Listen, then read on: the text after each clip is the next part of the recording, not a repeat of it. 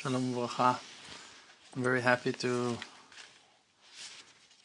the Creator is opening those opportunities for us once in a while to chat, to meet, to talk a little bit. It's an amazing thing. Think about the opportunity that we have. It's like we have our own Beit Midrash. We can sit and learn Torah and talk. And even though that the Creator sent us to live in different places and everyone is surrounded with his own reality and life, and still once in a while the Creator is making us able, accessing us one to each other, to the other, to be able to sit together and to learn Torah and to talk about those precious things that we all care about so much.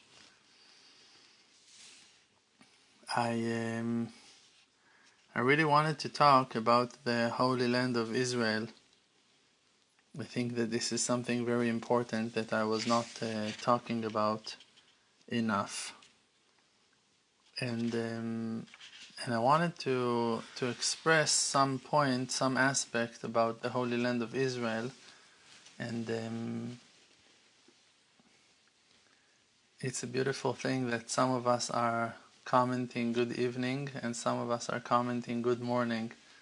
It's a blessing that from four wings of the universe people are saying shalom, people are joining, Baruch Hashem. So I wanted to say first of all that there are many teachings and there is a lot of information about the Holy Land of Israel, and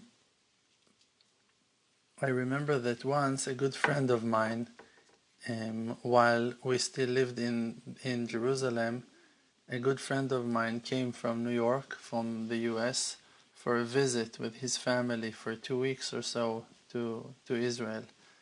And when he came, he told me, I just realized that while I was in the US and I was learning Torah, every time that I was learning about Yerushalayim, about Israel, the land, the city, I was thinking and grasping it in my mind as spiritual aspects, like bchinot. It's like an aspect of Yirat Shamayim, it's an aspect of Ahava, it's an aspect of fear from heaven, fear of love to Hashem, aspects, completion, unity, the promise, the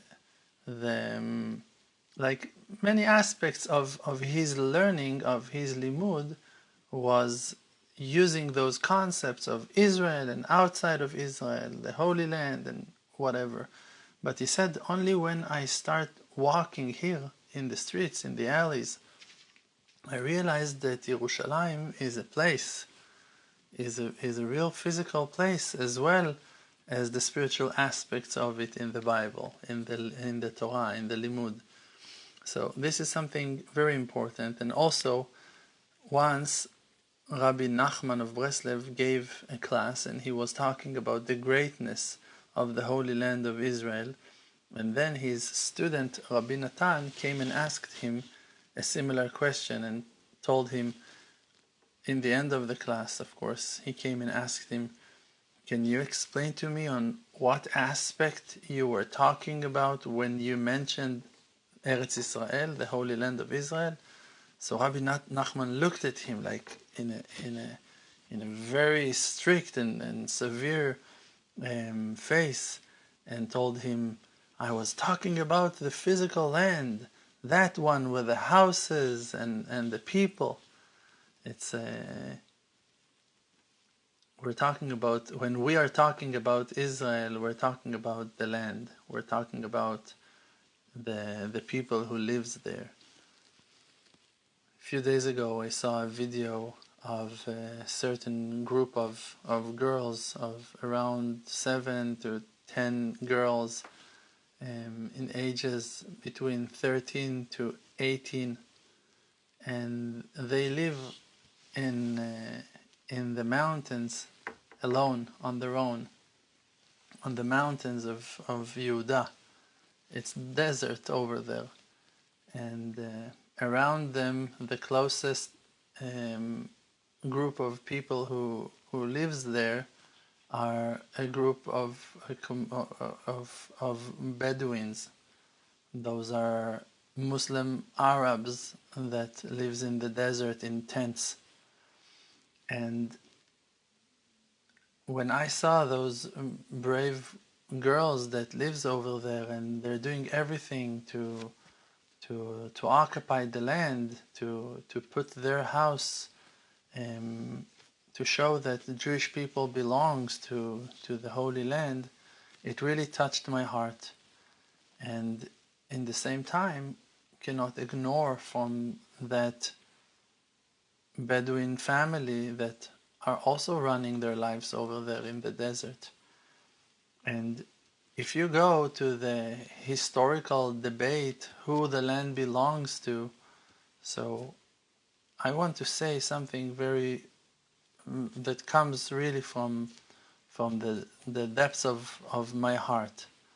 And I want to say first of all that no matter what the result of this argument will be, if you will say it belongs to the nation of Israel, if you're going to say it belongs to the people who occupied it, who lived there, it belongs to the Jewish people who lived in Jerusalem during that time.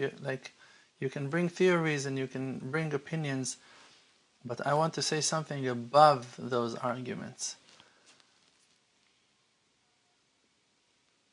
No matter what will be the result of that argument, you can never lose your humanity, your connection to the soul, to people, to feelings, and to emotions, even when you find the answer. I remember that once someone asked me on a different topic, what do I think about the gay parade that was supposed to take place a few years ago in Jerusalem? And I was expressing a very different approach. And I said that with no doubt, the Torah is 100% clear that it's not allowed for men to have gay relationship. And in the same time I said my opinion is that it's very, very hard to say psak halacha, to say your opinion, your judgment about a certain topic when there is a human being over there that is sitting in front of you and telling you, listen, I have an issue. I'm finding it impossible to, as a man, to relate to women, and I'm not able to count on any woman to open my heart to her and to love her. I don't feel no physical attraction to no woman, and I have that feeling inside of me that I am a woman that is trapped in a body of a man. And what should I do? So now, to tell that person, look, you have a problem, the Torah is saying no, the Torah is saying you're not allowed to, you're decreeing on a person to be miserable, to live life of loneliness, of lack of communication. He won't be able to share his feelings, he won't be able to love and to express his love and to feel loved. And in the same time, you don't want to tell him, okay, you can have this gay relationship, when you know that the Torah is very, very clear about the fact that it's not allowed, that it's not good for two men to be together. And this is a question that when you deal with as a responsible adult person, you must consider the feelings and the emotions of the person who is standing in front of you and talking to you in an honest way.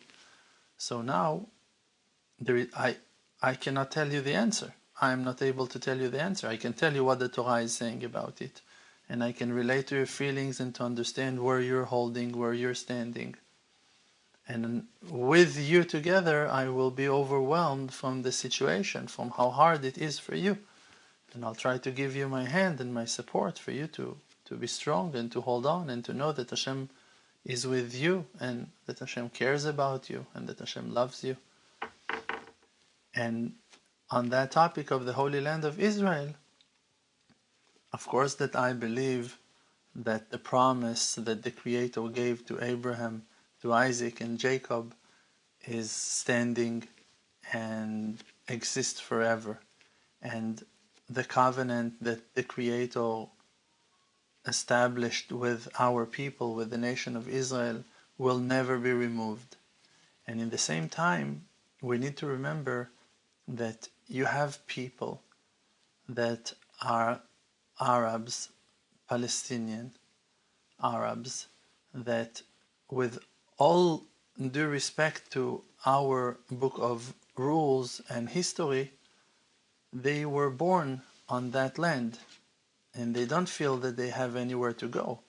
And you can explain to them that they have many other Arab countries around them and whatever, but it's impossible for them to relate to that idea.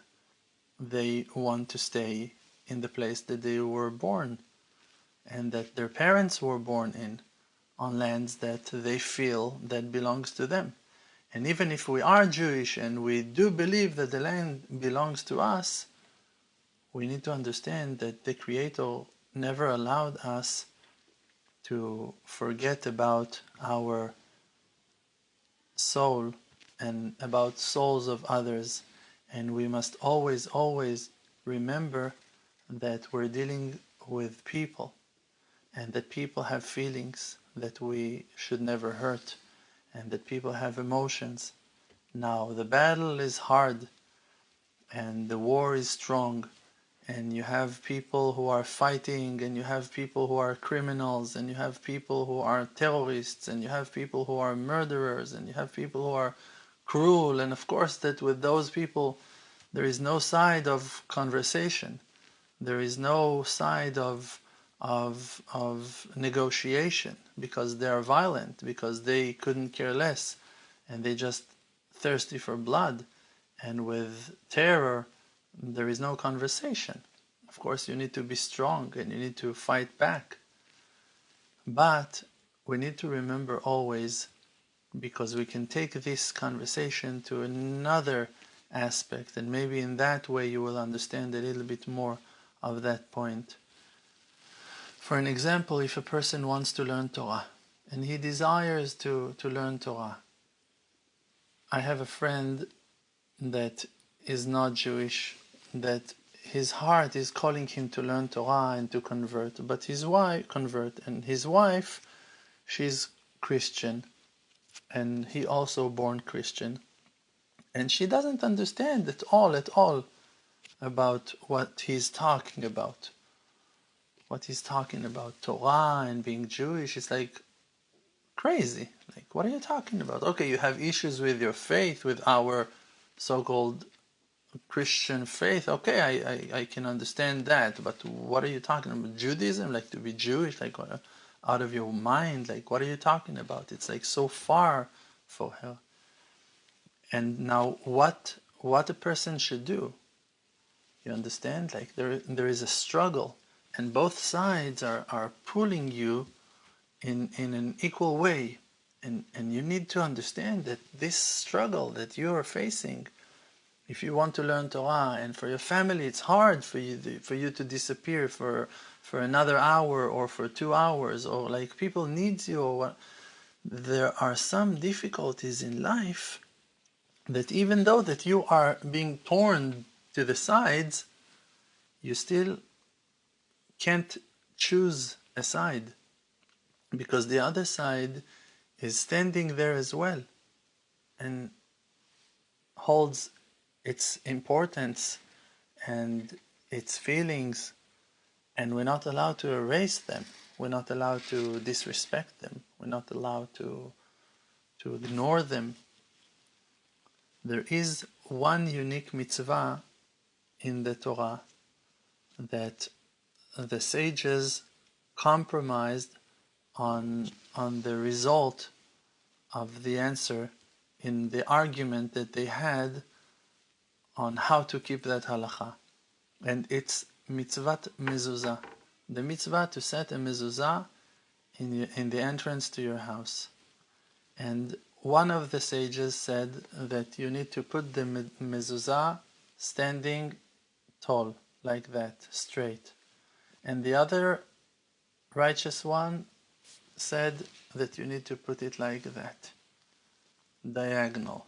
You say diagonal, I think.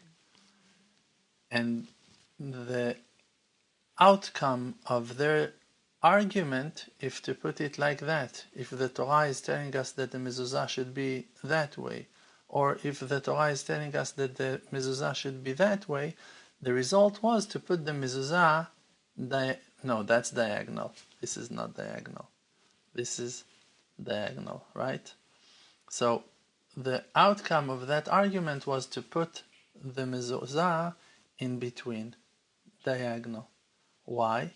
Because that righteous one will come a little bit to the side of that one, and that one will come a little bit to the side of that one, and that compromising is the answer. But of course we know that in all the rest of the Torah mitzvot, you can never find a situation like that Chachamim will compromise one with the other on the answer.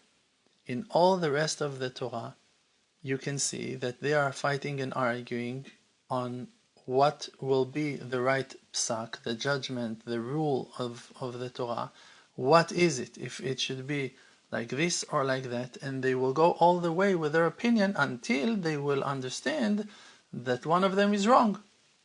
And the ones who came later, the later generations, they will set the psak halacha based on the one that was more right, or the one that people will be able to follow, but they will never choose to compromise and to make a third option.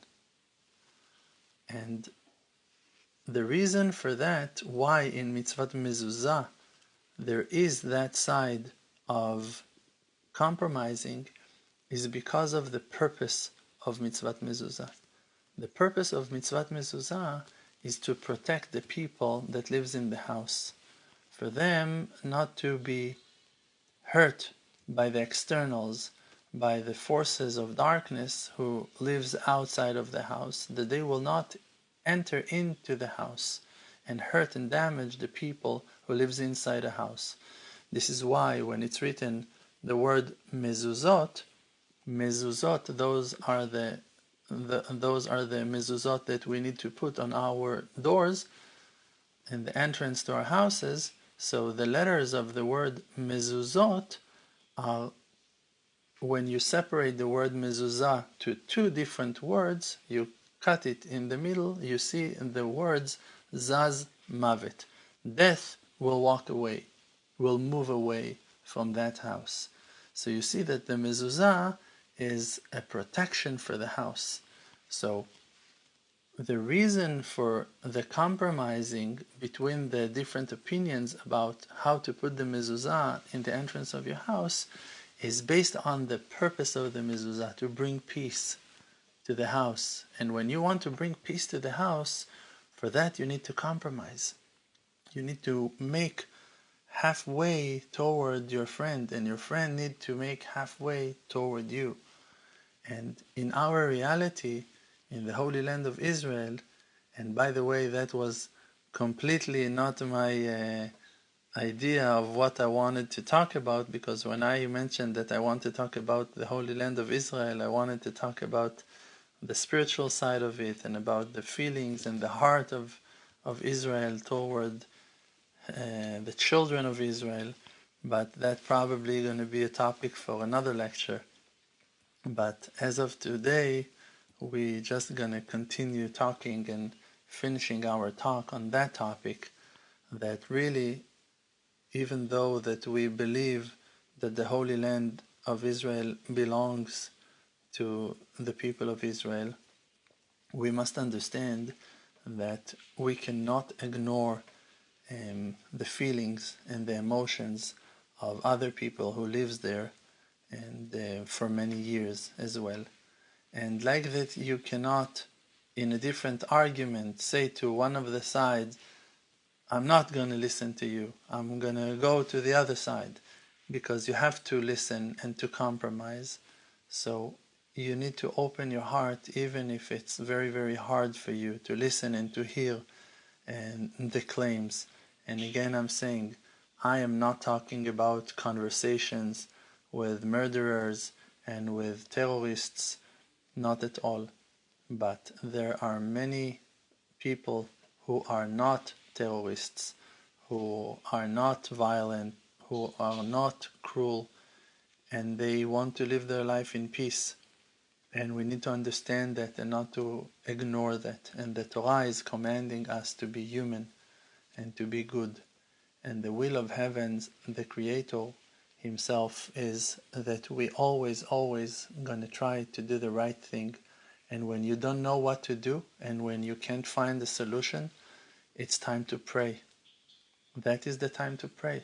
This is the time to ask from Hashem for salvation. And I want to tell you another small thing about this topic, and maybe it's going to surprise you, but I won't be surprised to hear that in the end of time.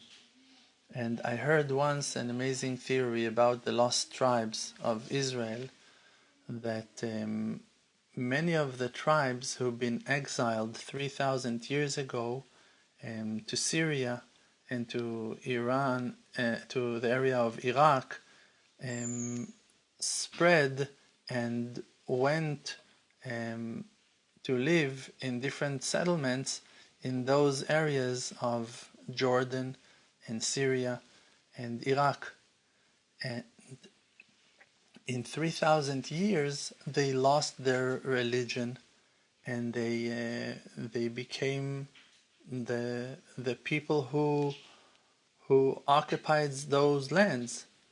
And there is a very big chance that many of our Arab cousins are actually lost tribes of Israel, who themselves are not aware to their ancient connection to the nation of Israel.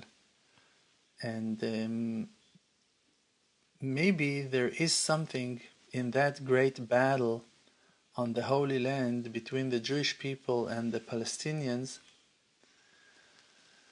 that in the end of time will bring us to a very deep understanding that they had a certain reason to fight for the land, and not because that the land belongs to the Palestinians, just because that the Palestinians are not really belongs to Islam. And I know that it can be sound hard and not easy and not so comfortable to hear, but to some of us, and especially for people who lost a lot, in this great battle. But like I said before, this is my honest opinion, that there might be a chance, yes, with the Creator's greatness, that deeper truths will be revealed in the future to come. And like we said, 10 out of 12 tribes are an amount of around billion people, 800 million people. And it's a great amount that will surprise all of us when they will rise up from the ground and will show their real true colors and what they really made of, and that they are the lost tribes, children of Asher, children of Shimon, children of Naphtali,